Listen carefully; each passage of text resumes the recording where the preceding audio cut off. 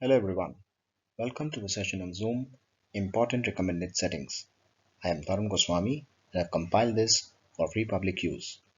All screenshots are copyright of Zoom Video Communications US. The content in this document is purely based on my personal view and does not mandate users to consider the content in part or totality. Users may use the content below purely at his or her own risk and discretion. The author will not be liable for any loss or impact to any user using the content information below. Important settings for host setting up a meeting. Log on to your account through Chrome browser. Please note, log in through a browser and not the app on a mobile or a tab. Once you log on to your account in a Chrome browser, you get to see an option My Account on the top right. Click on that. Once you click on My Account, you get to see a menu on your left, including the Settings menu in the last. Click on Settings. When you click Settings, you have three options: Meeting, Recording, Telephone. We will focus this session on settings for meetings only. At the right, you see the first setting for host video, whether you want to start the host video as soon as the host starts the meeting or you want to keep it off. We recommend keep it off and switch it on when you feel it appropriate. Participants video. You may keep this setting on or off to allow participants to join along with their video when they join the meeting. We recommend keep this as off.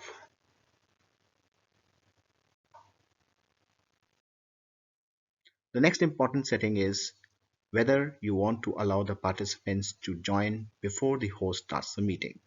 We recommend keep this setting off so that no participants join before the host starts the meeting. Next, Zoom assigns you a personal meeting ID when you create an account. We recommend you do not use the personal meeting ID when you are starting an instant meeting or even a scheduled meeting. Let Zoom generate a meeting ID for each and every meeting you schedule. To make your meetings more secure, enable password for all meetings. This is very important so that only users who have the specific meeting ID and its password are able to join your meeting and no intruder barges into your meetings. Another important setting which you should switch on is mute participants on entry. This will ensure as soon as the participants join, they are muted by default. This will ensure that any background noise at the participant's end does not disturb your meeting. Zoom provides an important feature for chatting, but you should enable this chatting feature for all participants only and prevent participants from saving their chat by clicking the checkbox, as shown below.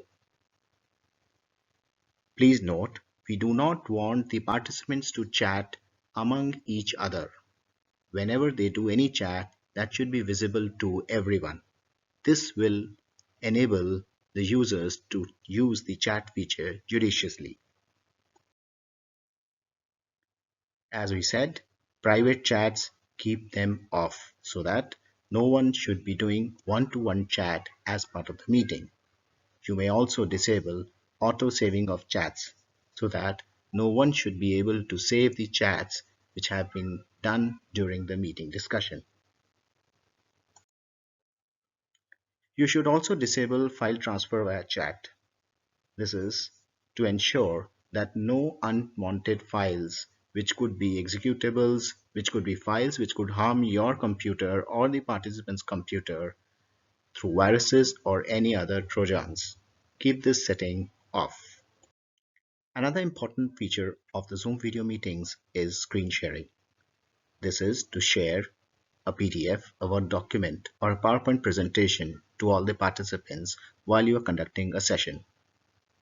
We recommend you allow screen sharing for host only. In a scenario where teachers are teaching students, it is strongly recommended to keep this option to host only, where it is expected only the teacher would be sharing the contents. If there are scenarios where participants are expected to share some document or some artifact, then you may choose both the options, host only and all participants. There's an important setting to disable desktop screen share for users. Now, what does this mean? This means you should be sharing only specific applications like a Word document, a PowerPoint presentation, or a PDF. You do not want to share your entire desktop where you may have n number of applications open. Another important feature of Zoom meetings is annotations, but this may be disturbing at times where the participants may just scribble with some color pen on the screen and create nuisance within the meetings. So we recommend disable annotations. Waiting room is an important feature of Zoom meetings and allows you to admit the people whom you know as part of the meeting.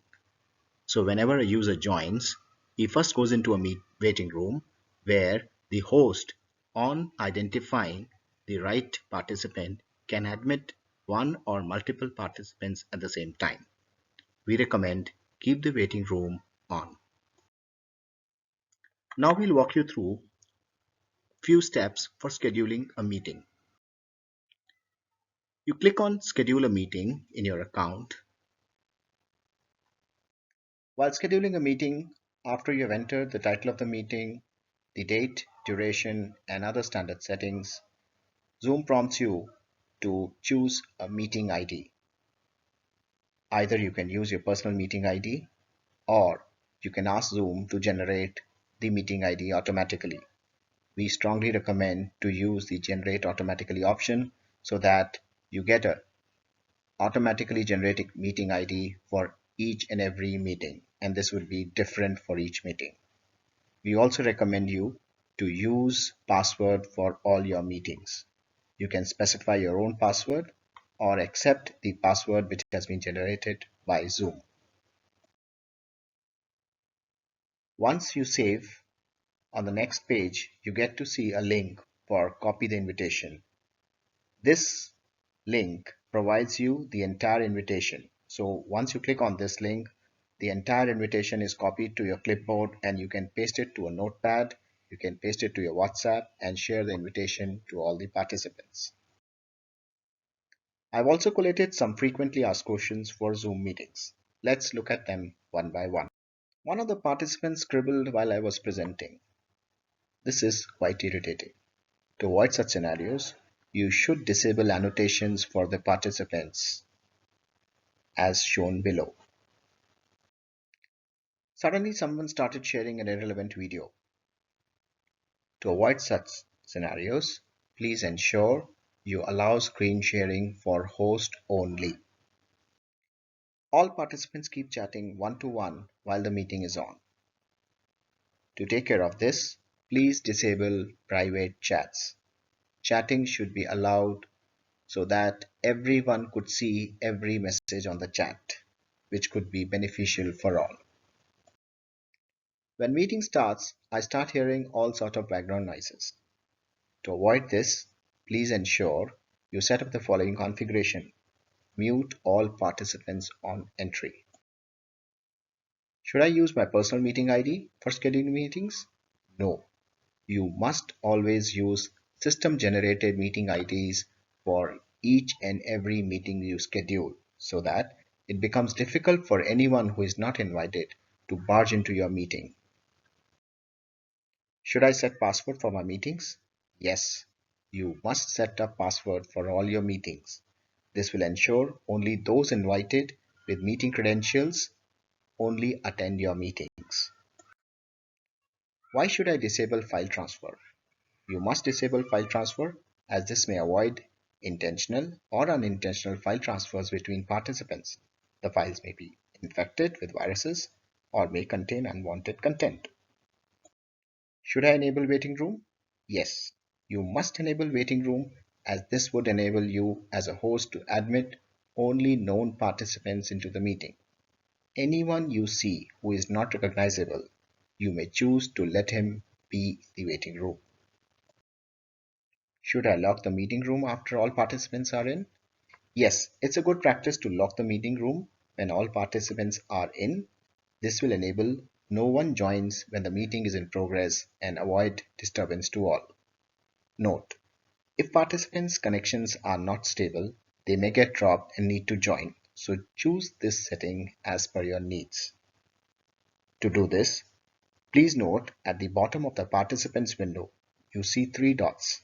Click them. You would see multiple options, including that to lock the meeting, as shown on the right. Please note, these settings are only available once the meeting has been started. How to ensure participants cannot unmute themselves and disturb our meeting. Yes, it's a good practice to mute all participants when the meeting starts and is in progress to avoid any background noises and any other disturbance.